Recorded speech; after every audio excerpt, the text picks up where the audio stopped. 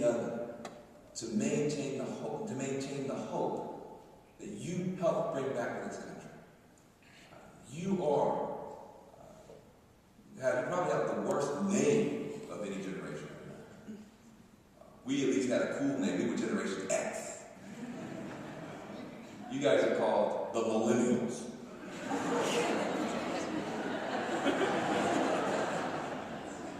Sounds like something you need a cream for.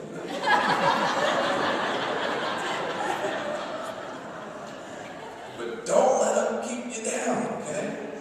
You can come up with a better name later. But they call you the Millennials. Who are the Millennials?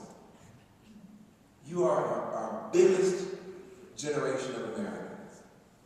The biggest generation we've ever had. Bigger than the baby boomers. Okay? And when the baby boomers came through, when they hit your age, they just changed everything. The baby boomers, they talk about the 60s like it's a planet. I'm from the 60s.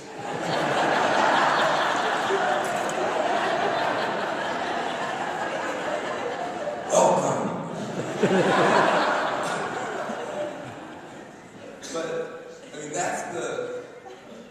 that's the power of a generation coming of age. And a lot of young people don't understand.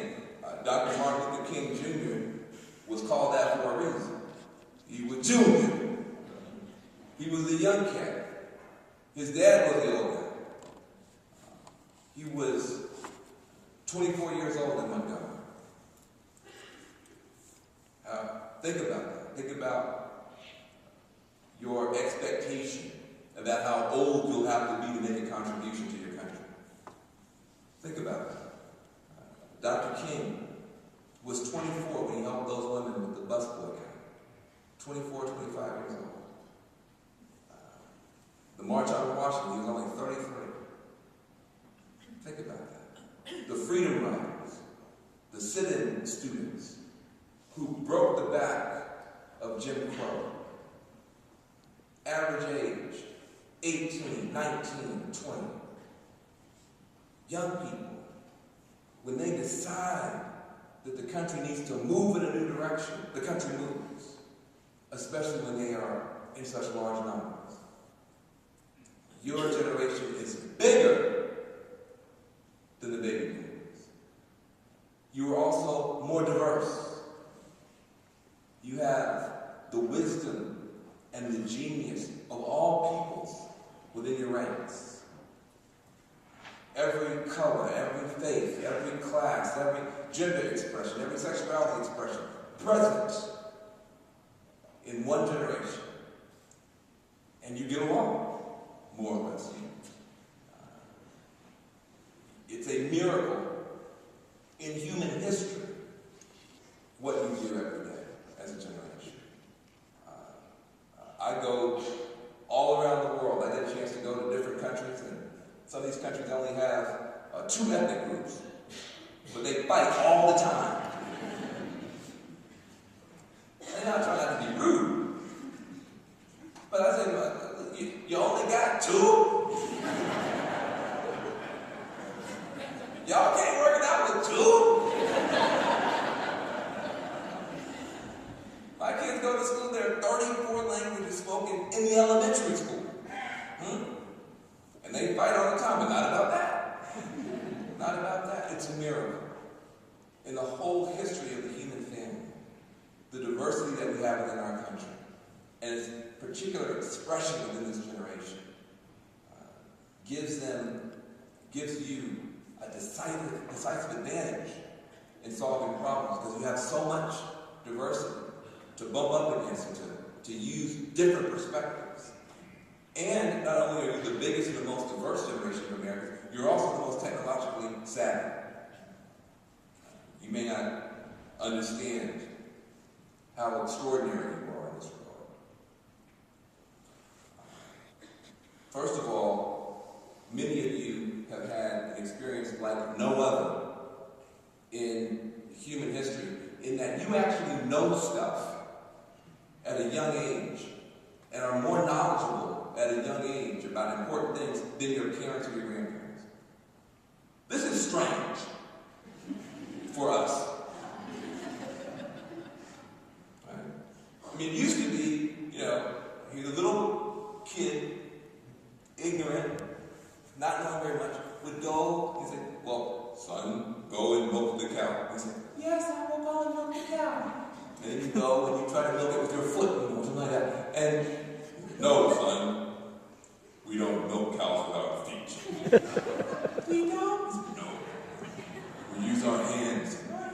And see, and there was a basis for young people to respect old people.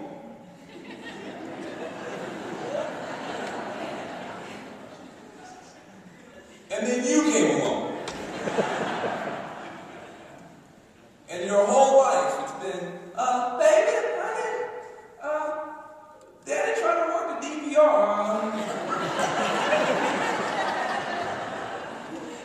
Can you come and help?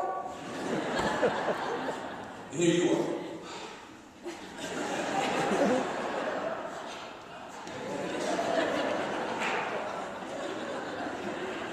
Since you're like 6. And this is strange for everybody. We're getting used to you. But there's even more of a reason for some parity in the problem solving, is what I'm saying. Because each and every one of you, young people, if you have a laptop computer, or an iPod, or a smartphone, or an iPad, you have on your person, right now, sitting in here, on your person, more and better computing power than the entire United States government had when it put a man on the moon. You have more computing power on your person than your government had when it put a man on the moon. In other words, each one of you is a walking technological superpower. Just 10 years ago, if somebody was walking down the street and could just stop and pull all data in human existence into their brain, and then move their lips, and somebody around the world would hear their voice, that being would be called a god. That would have been an extraordinary miracle. That's just you walking down the street using Google and your cell phone. And so you have a tremendous opportunity as a generation to stand with the other generation shoulder to shoulder to make the changes that we need. We have our baby boomers still with us, at their best, perhaps our most idealistic generation. We have Generation X in the middle, we're still in therapy. And then there's you. And many of you are Kennedy kids, in that you want to serve the country. You want to be involved.